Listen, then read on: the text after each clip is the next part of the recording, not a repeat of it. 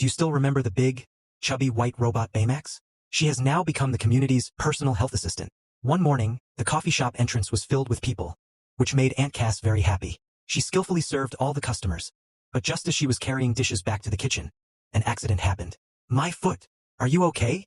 Very soon, Baymax rushed over upon hearing the commotion. Aunt Cass tried to stay calm and said she was fine, but Baymax insisted on scanning her. With one scan, Baymax discovered that Aunt Cass had a sprained ankle. Baymax took her upstairs for treatment and suggested that she close the shop for a week to recover. But Aunt Cass thought it was just a minor sprain and not worth the fuss. Besides, there were still customers waiting downstairs. To help Aunt Cass rest peacefully, Baymax downloaded information about running a small business. Baymax confidently walked downstairs. However, Aunt Cass was still worried. She installed a camera on her cat's head to monitor Baymax. But as soon as the cat went downstairs, Aunt Cass couldn't help but follow.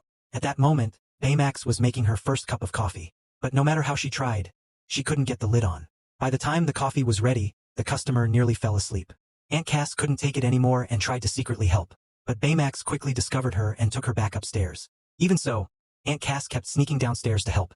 Refilling coffee, wiping windows, placing dishes, and each time Baymax would catch her and bring her back.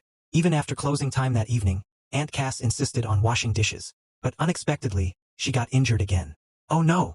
Baymax felt deeply guilty for letting her get hurt again.